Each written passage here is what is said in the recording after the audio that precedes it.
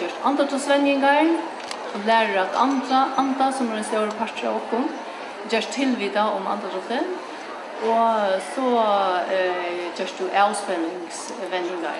Så får kroppen att slappa av och vinna och oro och stress som ofta har något i det. Karen Jäkmansdotter, du är en yogalärare.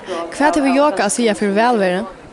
Ja, yoga har nekva att säga för välvære. Och yoga, då du gör yoga så brukar du alla kroppen. Du just kroppsliga vändningar, du tycker andedrotten vi och du har just djupare avspänning. Du undervisar här i Klaksvik. Är det nog folk som brukar yoga i Geransten i Klaksvik?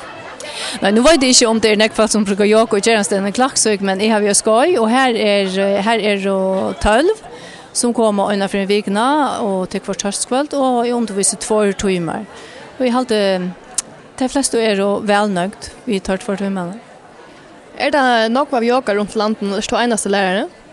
Men vad ska jag vet inte. Alltså är akkurat flott hem för jag bor i norra och i Nökroar. Och jag vet inte om det är lärare. Jag har alltid onkor är i havn, ja. Men är ju ensam att lära norra. Nu har du en bas för dig själva här och liva till station i Klaksvik och är det nog folk som har vidgat det? Ja, här har varit nökor hitja och hitja böckerna och nökor spyrja och det är folk alltid är och också öppen för att sätta spårningar till vad det är för näka.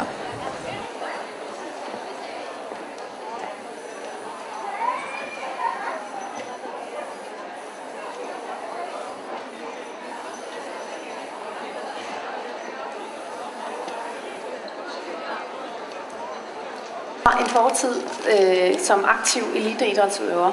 Har altid været aktiv og er det stadigvæk. Men bare ikke på så høj plan, som jeg har været engang. Så i dag er det så meget pilates og yoga og løb og så videre. Jeg er 33 år, jeg har 2 små børn. Og prøver stadigvæk at få det her med sundhed og en aktiv livsstil til at passe ind i en stresset hverdag. Og jeg har glædet mig rigtig Olga Biskov, du er en av 4-dagerne av livet til stasjonen. Hvordan er du nøgt her til? Jag är rättliga välnökt. Jag alltid verkar otroligt avslappande och ja, och hela tiden atmosfären går. Folk så ut ordentligt att hona sig och jag har alltid stått till att jag är ute i sin verkstaden och prata och jag har alltid det ser ut att folk hona sig ordentligt. Vad är det som tidigt förutsa Aron? Akkurat så som så den fyrjacken in i hötten. Ja, men nu är det några timmar efter till station. Vad är det skron från nu och ut efter? Ja, så nu kommer möta framsyningarna det är nog spännande man har lärt det.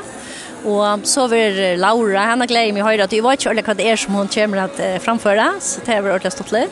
Och så är det andra i rastreisene. Att när det är en Bangkok, det är alltid över. Och så är det dansagentner som är efter. Och nekva extra skran. Så det är ordentligt skrek. Jag har vitt på Miriam Patsdotter och Barbara Holm runt här i Battenhölten i Klaksvik här liva är. Och här är en thailändska mätare av skrånne. Och vi har funnit några damer som just har ätit thailändska mat. Hur var mätaren? Ordagauer. Var det störst eller var det sött eller vad var det? Det var en blandning, alltså inte störst, men inte syndrom kinesiskt. Är det så som du kunde funnit på att äta efter? Ja, helt säkert. Jag älskar så där. Du har reist ner till thailändska mat. Hur var mätaren? Det var otroligt god mater. Smakar ordentligt väl, ja. Vad smakar det av? Jag kan smaka det av, alltså det var öliga latter smaker vill jag säga och jag syns sökt. Inte så jag omynda mig att det var ordentligt störst, men det var det slätt. Är det något som du är van vid? Nej, det vill jag inte säga att det är van vid.